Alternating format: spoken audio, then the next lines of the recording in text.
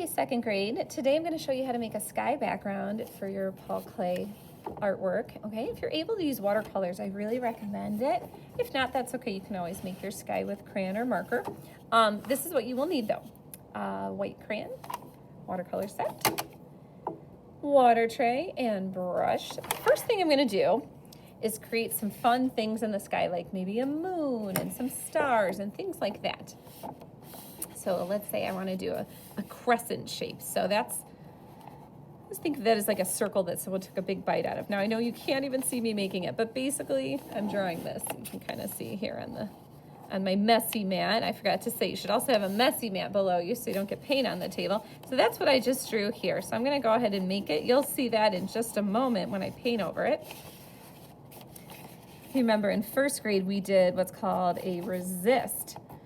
That's where you have the wax crayon on the paper, and when you paint right over it, the paint bounces off of it and you see what's underneath. Just make sure you push nice and hard. Now you can do stars a couple of different ways. Right now I'm doing a starburst where I do a plus sign and then an X, like that.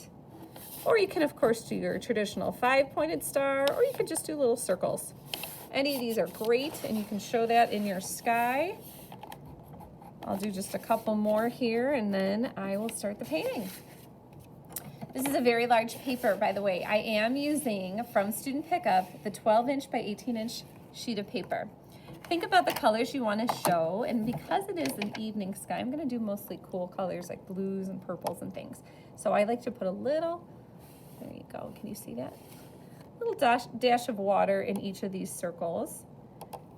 Because right now, of course, watercolors are very hard, and we have to put water in them to activate the color. Maybe a little bit of black. Just go easy with that. So there we go. I've got the water kind of sinking in.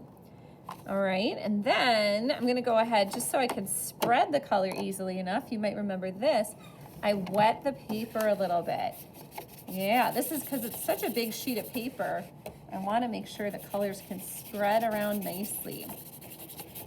I am also, by the way, having my paper go the long ways, up and down, instead of the shorter direction across this way. It's the long way. We call that a portrait position. There we go. I'm just going to do about maybe half the paper with water. Right now I can always add more water later. And then I'm going to go ahead and take my first color and brush it across. Ooh, you can already see a star there. Okay, the first few colors you lay down might not be that dark. You can always darken them by layering more. There's the moon. You see that? Isn't that fun? It's almost like magic. It appears under there, so I'm going to go back and forth, back and forth. When you do a sky, it goes horizontal, okay, back and forth that way. We've got another beautiful purple. And you're just going to continue this all the way down. There's another star in the corner, you see that? And you can make this as dark as you want by adding more and more layers. You can make it a lot lighter if you add more water. Right now I'm getting to a spot where I don't have water. See how the paint doesn't want to spread? That's okay if you don't have water there. Just go ahead and take pure water from your brush and just brush it over that area, and it'll start to bring it all together again. It'll make it so it's nice and wet. You can easily blend your colors. Just layer all the fun colors that you chose that you want to use. There's another version of blue. I like this blue. Very pretty. It looks nice with the purples and the other darker blues. Okay, more purple up in the corner. Back and forth until you feel it's just the colors you want it to be.